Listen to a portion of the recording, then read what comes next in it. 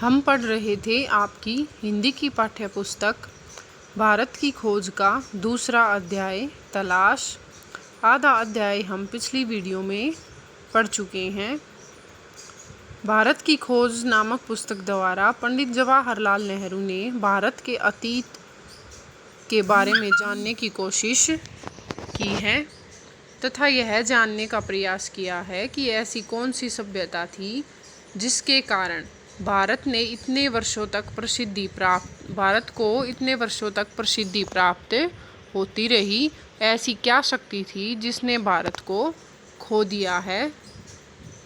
उसी शक्ति के बारे में जानने की कोशिश जवाहरलाल नेहरू जी की रही है। पिछली वीडियो में हमने जाना था कि भारत की नई नई खोजों एवं उत्तम संस्कृति के लिए जो प्रसिद्ध भारत था वह अंधविश्वास एवं संकीर्ण रूढ़िवादियों में फंस गया। ठीक है। और भारत में निरंतर मूर्ति पूजा का प्रभाव बढ़ने लगा, जिससे लोगों की सोचने समझने की शक्ति क्षीण होती गई तथा लोगों में गतिहीनता और जड़ता को बढ़ावा मिला। ठीक है। गतिहीनता तथा जड़ता को बढ़ावा मिला। जब भारत अंधविश्वास के दौर में फंसा हुआ था, उस समय विश्व के अन्य भागों में निरंतर विकास के कार्य चलते रहे। ठीक है।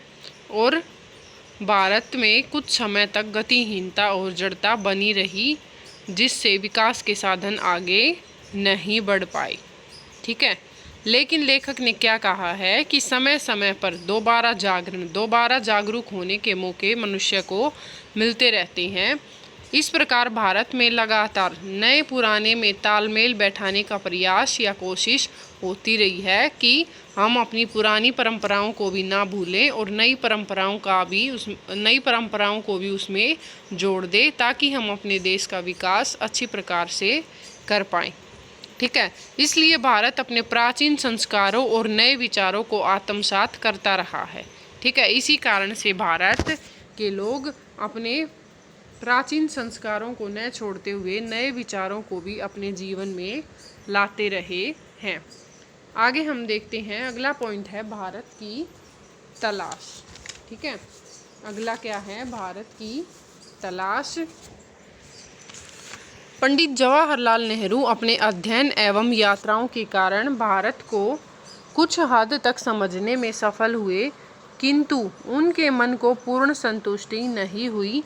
लेखक को वर्तमान मध्ययुगीन भयंकर गरीबी और दुर्गति मतलब बुरी हालत तथा मध्य वर्गीय सतही आधुनिकता का मिश्रण प्रतीत हुआ दिखाई दिया। लेखक को भारतीय संघर्ष के नेतृत्व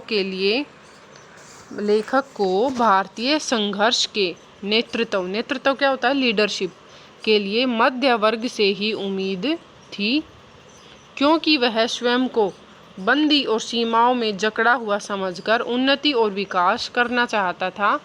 अंग्रेजी शासन में अपनी उन्नति का अवसर न पाने के कारण उसमें विद्रोह की भावना उत्पन्न हो गई थी। वे चाहते हुए भी इस व्यवस्था को समाप्त नहीं कर सके। तब कुछ नई शक्तियों का विकास हुआ। जो कार्य मध्य वर्ग नहीं कर सका, वह कार्य ग्रामीण जनता ने कर दिखाया। उसमें कुछ ऐसा जो मध्य वर्ग में नहीं था। इस तथ्य को तत्कालीन युवा बुद्धिजीवियों ने भी अनुभव किया। तत्कालीन उस समय के जो युवा बुद्धिजीवी थे, उन्होंने भी अनुभव किया। ग्रामीण जनता में जो शक्ति एवं दृढ़ता थी, वह भारत की प्राचीन परंपरा और संस्कृति की ही देन है। ठीक है। तो ग्रामीण जनता में जो शक्ति थी, जो दृढ़ता था, जो अपने ऊपर जो विश्वास था, वो किसकी देन था? भारत की प्राचीन परंपरा और भारत की संस्कृति की देन था। पिछले 200 वर्षों से अत्याचार झेलते हुए भी उन्होंने बहुत कुछ ऐसा बचा हुआ था जो सार्थक था। ठीक है। उन लोगों ने कई वर्षों से अत्याचार झेला, फिर भी उनके अंदर एक ऐसी शक्ति थी जो सार्थक थी। इस प्रकार लेखक को ग्रामीण जनता की जीवंतता का बोध हुआ तथा भारत की प्राचीन परंपरा और संस्कृति में विश्वास जमा। ठीक है।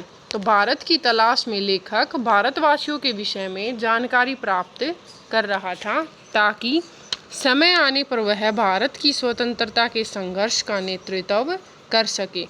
सर्वप्रथम सबसे पहले लेखक ने मध्यम वर्ग के, ठीक है, मध्यम वर्ग के लोगों की ओर देखा।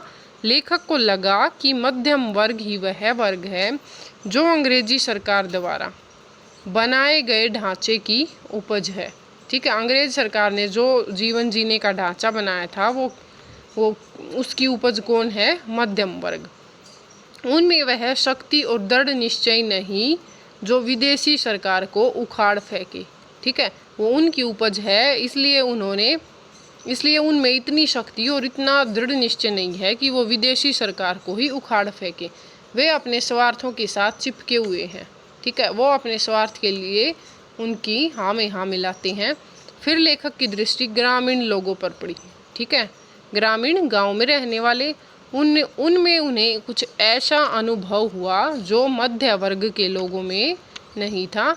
इसमें लेखक को अपनी उम्मीद से अधिक मिला। ठीक है, जितना लेखक ने यानी पंडित जवाहरलाल नेहरू जी ने जितना सोचा था उससे ज़्यादा साहस ग्रामीण लोगों में देखने को मिला। उनमें वह दृढ़ता और आंतरिक शक्ति थी जो अंग्रेजी साम्राज्य को चुनौती दे सकती थी। ठीक है, कहने का मतलब क्या है कि नेहरू जी ने साधारण ग्रामीण जनता को वह शक्ति कहा जो भारत के राष्ट्रीय संघर्ष का आधार बन सकती थी। ठीक है, अगला पॉइंट है भारत माता। लेखक ने हिमालय से कन्याकुमारी तक की अपनी यात्राओं में अनेक जनसभाएं की। वे जहाँ भी जाते वहाँ भारत की चर्चा करते। भरत के नाम पर ही इस देश का नाम भारत रखा गया। वे नगरों की अपेक्षा गांवों के किसानों को भारत के विषय में अधिक बताते थे। ठीक है, वे उन्हें बताते थे कि देश का हर हिस्सा अलग होते हुए भी भारतवर्ष एक है। उन्होंने किसानों को बताया कि स्वराज किसी एक क्षेत्र के लिए नहीं अपितु पूरे देश के लिए होगा। स्वराज मतलब अपना राज्य। ठीक है, उनको संपूर्ण भारत के किसानों की समस्याएं एक जैसी ही लगी। उनकी समस्याएं गरीबी, कर्ज, लगान, कर, पुलिस के अत्याचार, महाजन एवं जमींदारों के द्वारा किए गए अन्याय एवं शोषण से जुड़ी हुई थी। लेखक ने भारतीय किसानों की इन समस्याओं की चर्चा की तथा उन्हें भारत को एक अखंड देश मानकर उसके बारे में सोचने के लिए प्रेरित किया। ठीक है, तो इन लाइनों के माध्यम से क्या बताया है कि लेखक ने नगरीय लोगों की बजाय ग्रामीण लोगों को अपने भारत देश के बारे में बहुत ज़्यादा बताया। उन्होंने स्वराज्य के बारे में उन लोगों को बताया कि स्वराज्य सिर्फ एक क्षेत्र के लिए नहीं बल्कि पूरे देश के लिए होगा। उनको संपूर्ण भारत के किसानों की समस्याएं एक जैसी लगी। ठीक है, जो किससे जुड़ी हुई थी? जो पुलिस के अत्याचार, जमींदारों के द्वारा किए गए अन्याय एवं शोषण से जुड़ी हुई थी। लेखक ने भारतीय किसानों को सामने इन समस्याओं की चर्चा की तथा भारत को एक अखंड देश, अखंड मतलब जिसके टुकड़े नहीं किए जा सकते, अखंड देश मानकर उसके बारे में सोचने के लिए प्रेरित किया। यानी ग्रामीणों को पंडित जवाहरलाल नेहरू जी ने स्वराज्य प्राप्ति के लिए जागरूक किया, प्रेरित किया। लेखक का मत है कि मत मतलब विचार है कि यह काम इतना सरल नहीं था किंतु इतना कठिन भी नहीं था। उन्होंने बताया कि स्वराज्य प्राप्त करना इतना आसान नहीं है, लेकिन अगर हम अपने मन में दृढ़ निश्चय कर लें तो इतना मुश्किल भी नहीं है। किसान भारत की प्राचीन परंपराओं से परिचित थे। परिचित मतलब उनके बारे में जानते थे। उनमें से कुछ भारत के चारों कोनों में स्थित चारों धामों की यात्रा भी कर चुके थे। ऐसे लोगों को अखंड भारत की समस्या को समझाने में कठिनाई नहीं आई। कभी कभी लेखक की सभाओं में भारत माता की जय के नारे गूंज उठते थे। इस पर लेखक ने उनसे पूछा कि इससे उनका क्या तात्पर्य है। क्या आप भारत माता की जय बोलते हो बार बार, तो इससे उनका क्या तात्पर्य है? वे लेखक को इसका उत्तर शायद न दे पाते। लेखक के बार बार ऐसा पूछने पर अंततः एक हट्टे कट्टे जाट ने इसका उत्तर देते हुए कहा कि यह भारत माता हमारी धरती है, भारत की प्यारी मिट्टी। लेखक ने फिर पूछा कि कौन सी मिट्टी, गांव के टुकड़े की, जिले और राज्य की, या फिर पूरे देश की। तो प्रश्नोत्तर प्रश्न और उत्तर का यह क्रम मतलब सिलसिला चलता रहा। अतः वे इस निष्कर्ष पर पहुँचे कि भारत वह सब कुछ है जो उन्होंने सोच रखा है। इसके अतिरिक्त भारत के पहाड़, नदियाँ, जंगल, यहाँ की जनता आदि सब भारत ही है। भारत माता की जय का तात्पर्य यहाँ की जनता जनार्दन की जय से है। ठीक है, लेखक ने उन्हें भारत माता का अभिन्न अंग बताया है। किसान यह सोचकर कि वे भी भारत माता के अंग हैं, गर्व से भर जाते हैं। ठीक है, तो यहाँ पंडित जवाहरलाल नेहरू जब भी किसी सभा में जाते तो वहाँ उनके स्वागत में लोग भारत माता की जय के नारे लगाते थे। नेहरू जी ने जब भारत माता के विषय में प्रश्न किया तो सब एक दूसरे की मुंह की ओर देखने लगे। तब नेहरू जी ने कहा, भारत माता भारत की मिट्टी, नदियाँ, पहाड़, जंगल, खेत और भारत की जनता ही है। ठीक है, तो भारत माता के स्वरूप में यहाँ रहने वाले सभी लोग आ जाते हैं। ठीक है, यानी हम अपनी ही जय जयकार करने लग जाते हैं। हिमालय से कन्याकुमारी तक, पूर्व से पश्चिम तथा उत्तर से दक्षिण तक की सीमाओं में बंधा हुआ यह पूरा देश भारत माता है। ठीक है, और यह बात सुनकर देश की जनता, देश के ग्रामीण लोग गर्व से भर जाते हैं और उनमें एक अलग ही जोश उत्पन्न हो जाता है। ठीक है, अगला पॉइंट है भारत की विविधता और एकता।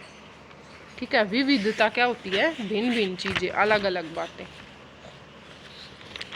भारत की विविधता को बहुत ही सहजता मतलब सरलता या आसानी से देखा जा सकता है। इसका संबंध भौतिक और मानसिक दोनों स्तरों से है। ठीक है, भौतिक और मानसिक दोनों स्तरों से है, दोनों तरह से है। बाहर से देखने पर उत्तर पश्चिमी इलाके के पठान और सुदूर दक्षिण के वासी तमिल में बहुत कम समानता है। वे चेहरे और शरीर की बनावट और खान पान, रहन सहन, पहनावा, भाषा आदि में एक दूसरे से अलग हैं, फिर भी दोनों पर भारत की छाप एक जैसी है। अर्थात विविधता होते हुए भी वे सब भारतीय हैं। मतलब हर जगह पर हमारा खान पान, रहन सहन, पहनना ओढ़ना सब बदल जाता है, लेकिन इतनी सारी भिन्नताएं होने के बाद भी आखिर वो हैं तो भारतीय ही।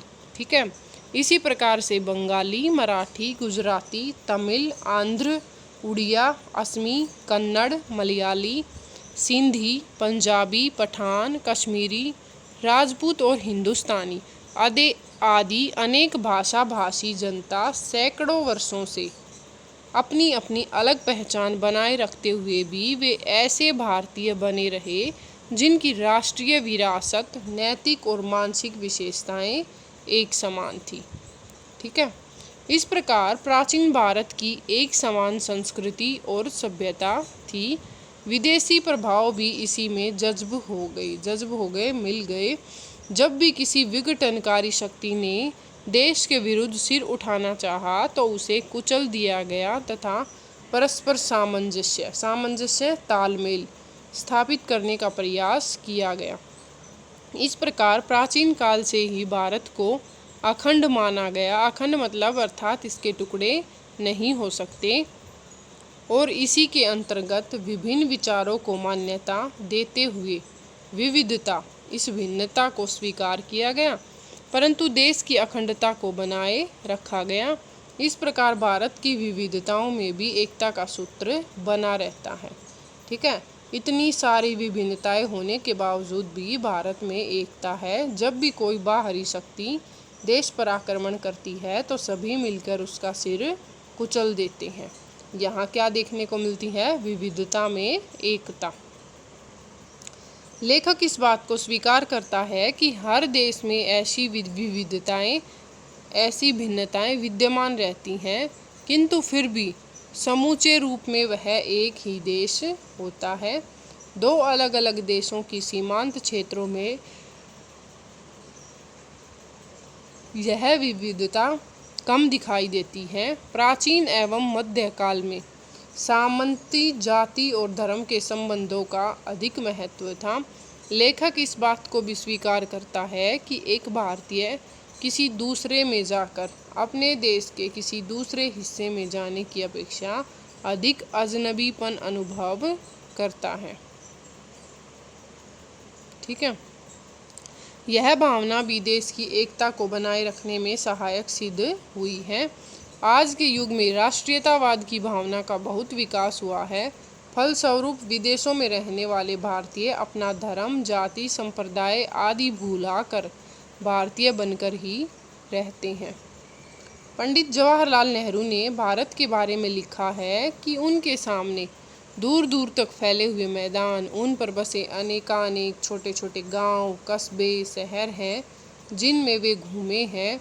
वर्षा ऋतु की जादुई बरसात, जिसमें गर्मी से झुलसती हुई धरती पर हरियाली छा जाए, विशाल नदियाँ, उनमें बहता जल, ठंडा प्रदेश खैबर, भारत का दक्षिण रूप, बर्फीला प्रदेश हिमालय, या वसंत ऋतु में कश्मीर की घाटी फूलों से लदी हुई एवं उसके बीच से कल कल खल खल करते बहते झरने की तस्वीर बन जाती है। वे ऐसी भारत की तस्वीर को मन में सहेज कर रखना चाहते हैं। ठीक है, तो पंडित जवाहरलाल नेहरू ने विविधता में एकता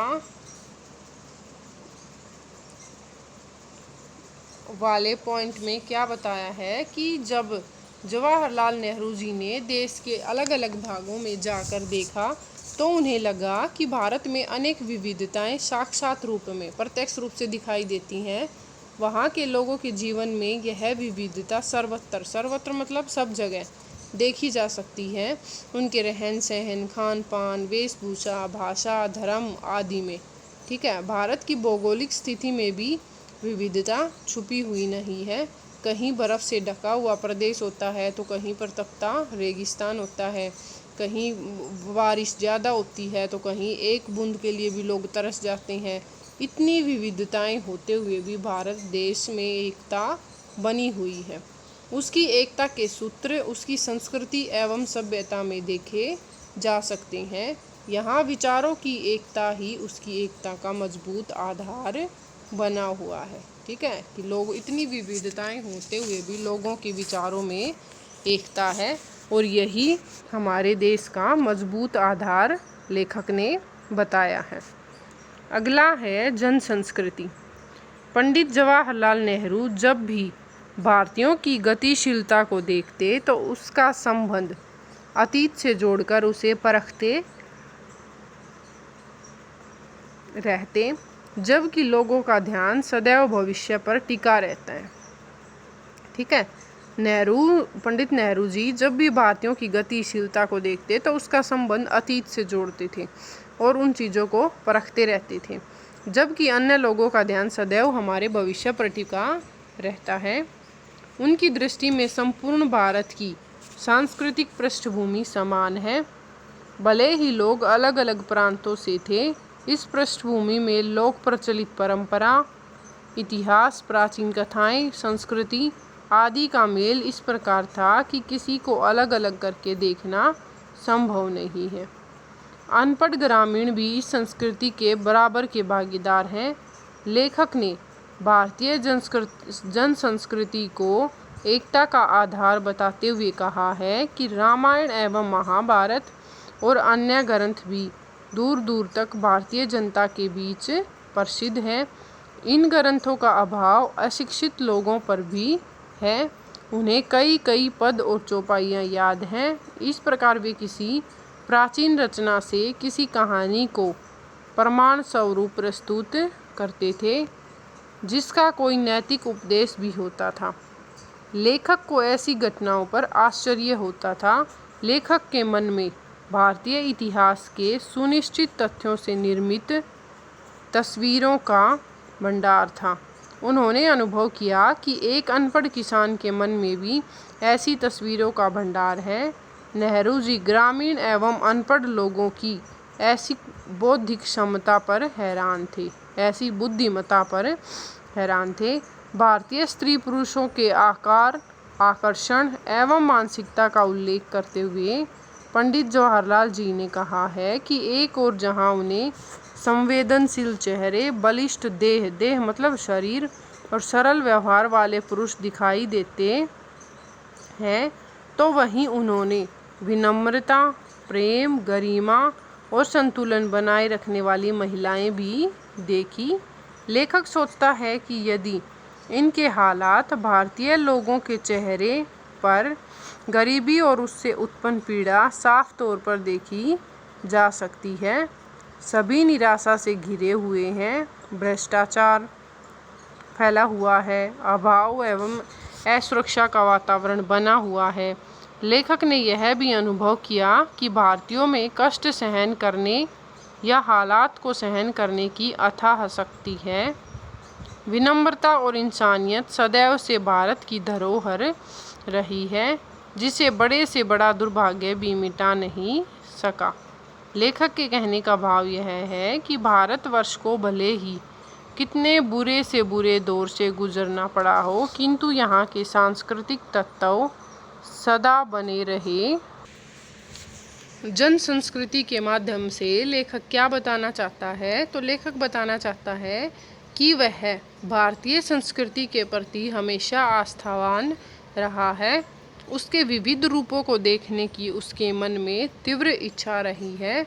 उन्हें भारत की जन संस्कृति के दर्शन यहाँ के रामायण, महाभारत तथा अन्य महान ग्रंथों में हुए। रामायण एवं महाभारत का प्रभाव देश के कोने कोने में है। इन ग्रंथों का अनुवाद अनेक भाषाओं में हुआ है। उन्हें विविध भाषाओं के माध्यम से मंच पर भी दिखाया गया है। अशिक्षित व्यक्ति भी इनका आनंद लेते हैं। रामायण की चौपाइयों को अनपढ़ व्यक्ति कंठस्थ ही नहीं करते, अपितु अवसर पड़ने पर प्रमाण स्वरूप उन्हें प्रस्तुत भी कर देते हैं। गरीब होते हुए भी ग्रामीण उन्हें अपनी धरोहर के रूप में बनाए हुए हैं। जन जन में सांस्कृतिक विरासत सुरक्षित है। ठीक है, तो लेखक को जन संस्कृति कहाँ दिखाई पड़ी? तो भारत में लेखक को जन संस्कृति ग्रामीण लोगों में दिखाई दी।